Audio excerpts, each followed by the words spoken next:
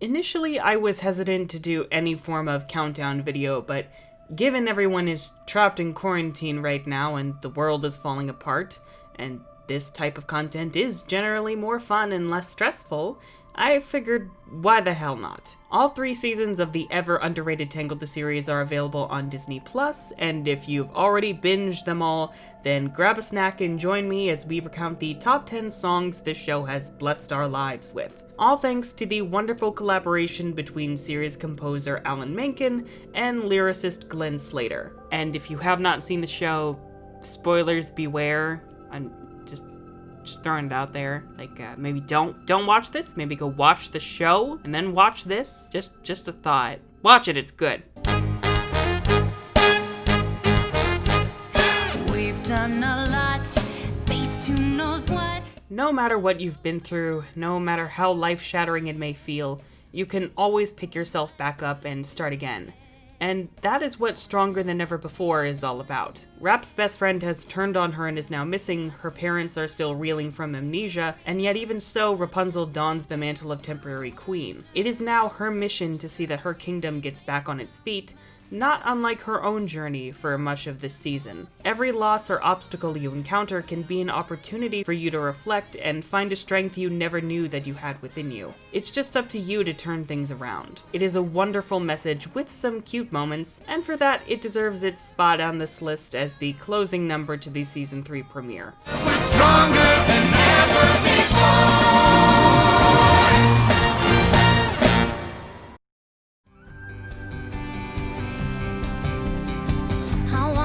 Every rule and cross every line.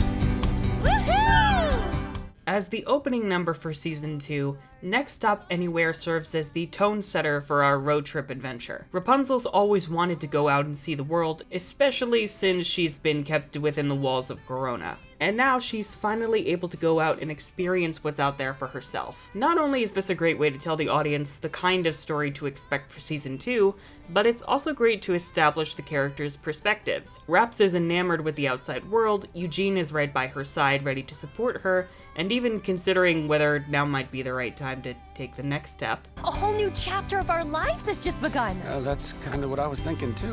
And Cass clearly knows about the dangers of the world, but seems pretty apt at the more thrill-seeking adventures. Like, I don't know, running along with a stampede. Next stop anywhere, got a feeling things will be happening suddenly. Guess she was always kind of an adventurer.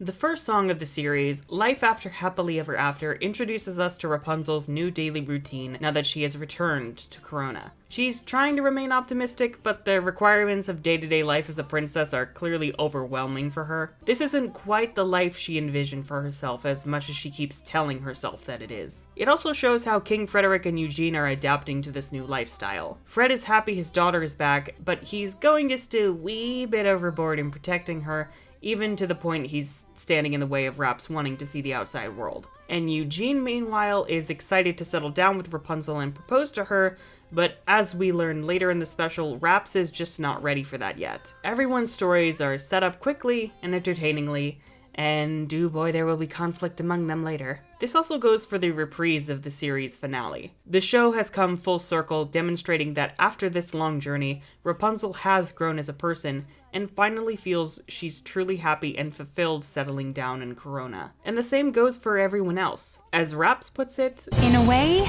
everyone found exactly where they were meant to be. And I could not think of a better way to end the show. I mean, yeah, the engagement scene was perfect, but like, this was a nice penultimate scene for the series.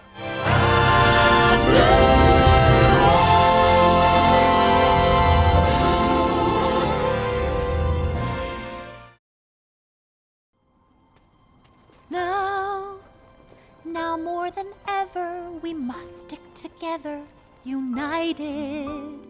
The first song of the Season 2 finale, With You by My Side, is our beloved trio looking back on their arduous journey, resolving to enjoy this final moment regardless of whatever might await them at their destination. It is essentially a celebration of how far we've come, as that in and of itself is a feat worth taking pride in. It's also meant to set up for all the twists and turns that these episodes have in store. We go in worrying about Cassandra betraying Rapunzel, given this prophetic scroll from Monkey to Manitus, then get a surprise twist with Eugene's backstory and apparent betrayal, and cap it all off with, well... You have to be careful who you trust. I have never been able to fully trust With You by My Side since. Trust issues aside, it's still a fun song that shows how far the characters have come, and in a vacuum, it serves as a wonderful reminder that the journey is what you will always remember. A journey alongside your friends, rarely your destination.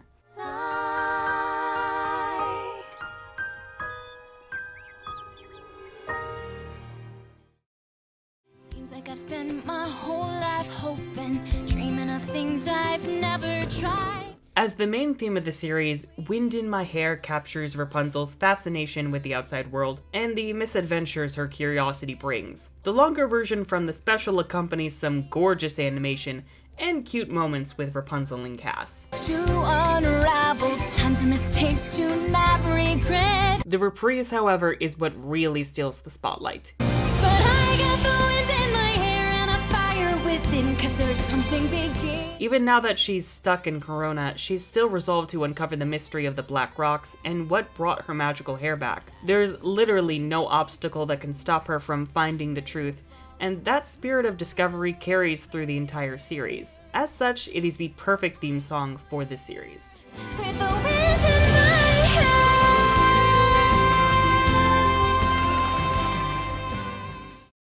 Maybe I make things a mess, and maybe you're right to have doubts in me. Can we all just appreciate Varian as a character? Like, not only is he an adorable cinnamon roll with the voice of an angel, bless you, Jeremy Jordan, but so much thought and effort went into his storyline. He wants so badly to make his father proud, and by all means, he's got the potential to do great things, but just seems to keep fumbling and falling short. God, who hasn't been there? That is something that the show has always excelled in. Relatable characters, including, if not especially, its original cast that did not exist in the movie. Just this once, let me come through for you. Varian's resilience in reaching Corona to find help, along with his ingenuity along the way, really sell the power and emotion behind this song, and thus his arc, and ironically, really helps to set up the dark turn he's got down the road. Oh dear, oh dear.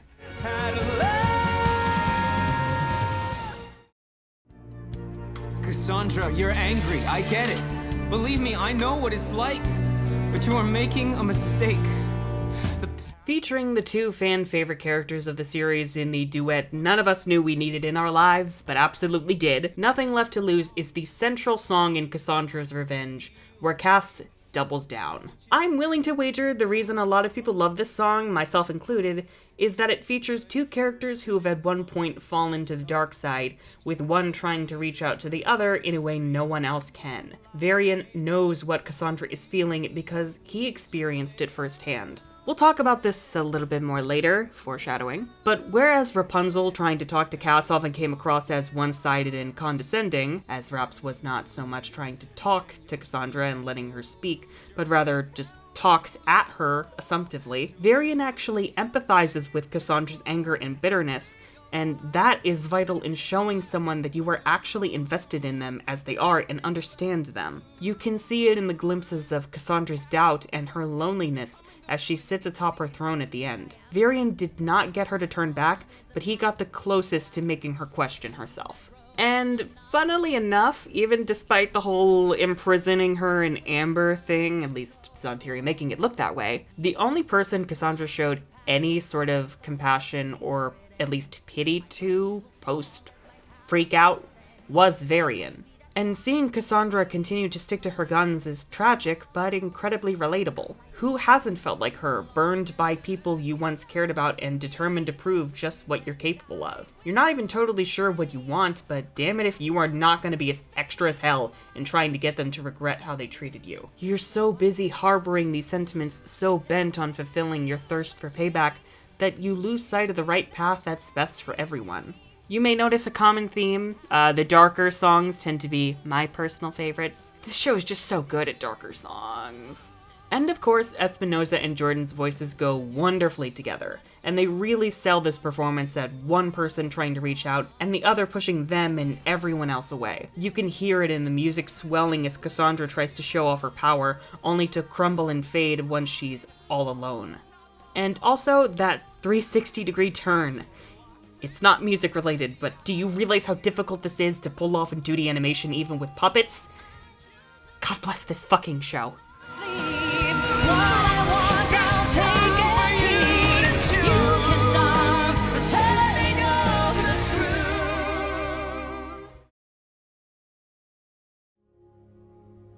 Guess we all are born with parts to play. Are you noticing another recurring theme? Perhaps that Cassandra always gets the best, most painfully relatable songs? Because she does. I think everybody has been in Cass' position. You have great ambitions and you're doing everything you can, but it seems that no one ever acknowledges your efforts. Instead, they point out your shortcomings. They remind you just how much they don't need you. I don't need someone to keep me safe. The pain in Cassandra's expression here is one I know well and one that stings me every time I remember and see it. Eden's vocals likewise are phenomenal. I mean, just listen. Listen to this vibrato, fam. Who cares how loud? Fun fact, Eden was Idina Menzel's understudy for Elphaba in the Broadway production of Wicked, and goddamn does she show off her talent here. But the ultimate irony of this song is that there's no one here to listen. This amazing sequence with Eden's stunning vocals, the somber atmosphere, the gorgeous lighting, that totally is not foreshadowing. No one aside from Owl even heard it. That is how invisible Cass feels that she is. How insignificant she feels from how she's treated. And the reprise... Oh god, can you say childhood trauma resulting in serious abandonment issues set to a beautifully sad music box? Because I sure can. Guess by now I oughta know my place. The Mother Gothel twist aside, this revelation was made even more poignant by this reprise. What had become Cass' signature song of wanting her moment to shine turns out to have very dark, lonely roots because, well, this is kinda where all of our issues come from. Our parents fuck us up somehow, whether they mean to or not, and then that manifests down the road. Sometimes in fears that people will leave, or just, I don't know, seizing the ultimate power of darkness for yourself to turn your hair a fabulous shade of electric blue just to spite some blonde bitch. For all that, its significance to Cassandra's story, the fantastic vocals, and just emotions waiting in the wings, including its reprise, has earned itself a spot in the top here. This is definitely a number to appreciate because Lord knows Rapunzel didn't. So I kept waiting in the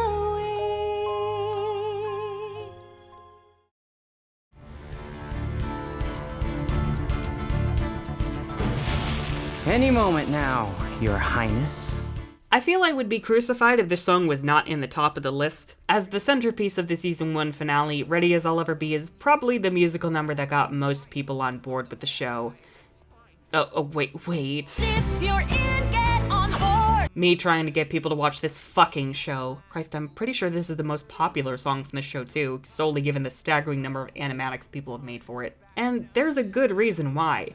Every character is adored, and Varian has gone off the deep end. And people love seeing all these stories they're heavily invested in clash in an epic fashion that will destroy their emotions for weeks. It's a culmination of several arcs: Varian's descent as he craves vengeance, Cassandra's chance to prove herself as a leader, and Frederick's willingness to trust Rapunzel's skill and instincts to save Ariana. But not her coordination. Jesus, not her coordination. You can accurately throw your hair like a lasso, but you can't catch a fry.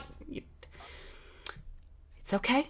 It's okay. I'm channeling Cassandra energy right now. I'm sorry, Rapunzel. I love you. Also, these harmonies. Just, yes. This is how you do we are marching into the final battle and we are here to kick ass type song. Ready as I'll ever be. Now, before we go on to our number one song, let's take a quick moment for some honorable mentions, the first of which being... You can set yourself free. While admittedly I'm not too big on this one's melody, I still appreciate what the song means for Rapunzel's character. It's an affirmation in her belief in herself, which is much needed after all she's been through towards the end of the first season. Jesus Christ, everyone in the show needs goddamn therapy. It also serves as a great recap of her misadventures within the finale, serving a similar role as Ready as I'll Ever Be. I miss your company, the closeness we once knew. Likewise, I'd Give Anything is a powerful number reminding you of Raps and Cassandra's once strong friendship, now turned into a bitter, not even rivalry. After a tragic misunderstanding, it is especially poignant, making you wonder if, after all that has happened, if these two can ever be the best friends they were in the first two seasons. And for that, it has earned its spot here. And finally...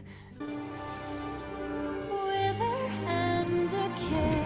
the Decay Incantation. Now I know, you're all gonna be bitter as hell it didn't make the cut. I know. The fact that they made goth raps canon is a marvelous feat, and it should be respected as such. However, the fact that this is not a full song, coupled with the fact it was never featured on the goddamn soundtrack without all the sound effects, unfortunately means this is the best it can achieve because I'm here to make a fucking statement. But then again, at least this one got sung. Yes, I am still bewildered that both the Sun and Moon incantations from Cassandra's Revenge weren't songs. In a series where characters burst into song to signify their stories and emotions, the fact that these milestones are simply spoken is an absolute travesty. I can't even imagine how arresting those moments would have been if they were allowed to be made into the short but powerful musical numbers that they deserve to be, like the Decay Incantation. They might have even knocked out the Decay Incantation for one of the most iconic scenes of the series. And that's not even touching on the fact Zontiri didn't get a villain song, nor the chance to sing a full version of the Decay Incantation. Just... Okay. But my grievances aside, this show's music is fantastic. And now, it is time for us to celebrate the pinnacle of Menken and Slater's work.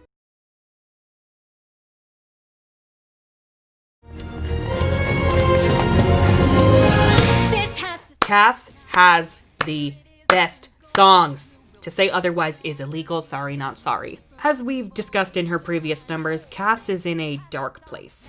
She has a lot of bitterness and anger towards Rapunzel, and kinda rightfully so. She's used to being pushed aside or looked past, and with the revelation of her backstory, she forms a link between the root of her trauma and how she feels in the present, the commonality between what she believes caused both. Rapunzel, does it make logical sense? Well, for her past, no. Rapunzel was a baby, and even if she were grown, I doubt she would have just asked Gothel to kidnap her for funsies and abandon her daughter. But emotions aren't logical. All the negativity that has been building within Cass is revealing itself here, and when someone is in that position, the best thing to do is to listen to what they have to say, to empathize with them, and to not talk over them or at them or assume you know how they feel. But that is not what Rapunzel does. Just wait. Wait? I talked about this a bit in my video on why you should watch the Tangled series, link in card in description, shameless plug again. Why are you watching this if you have not seen the show? But Rapunzel kinda proves Cass' anger correct here. She doesn't let Cassandra speak how she's feeling or try to hear her out.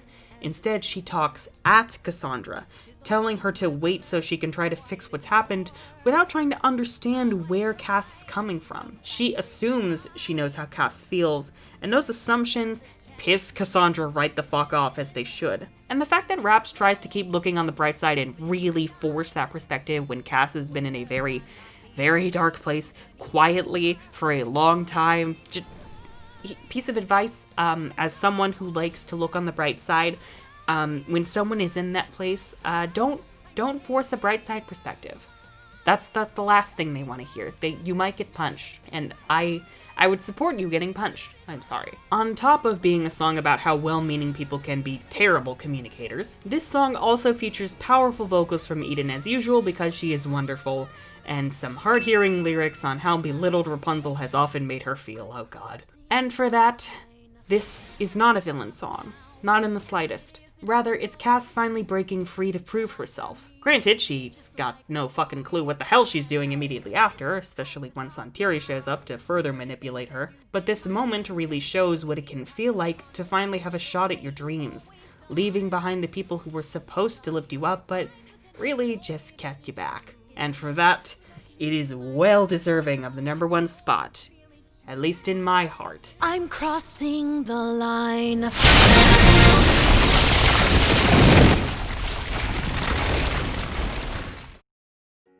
While it's probably a good thing that the show ended pre-coronavirus, given, Rapunzel lives in Corona, I still wish it got more love while it was around. The soundtracks especially are a delight in what they deliver both musically and for the character stories. If you have not seen the show, again, what the hell, man? Oh my god! But really, this show deserves so much more adoration, and I hope you enjoyed this little carefree jaunt in the midst of, the apocalypse. Anyway, if you enjoyed this video and would like to see more content like this from me, where I try to lift your spirits and lift my own spirits because, oh god, then you can not only check out my other videos, including a video about why Tangled the Series is so criminally underrated again, go watch that please, but also subscribe and ring that bell for notifications because YouTube hates creators. In addition to that, if you are willing and able, you can pledge your support over on Patreon to support myself and the channel. I am the Unicorn of War, and I don't know, fam. I'm just trying to survive 2020 just like you, okay? Like, I'm gonna go listen to Crossing the Line and maybe take a nap later.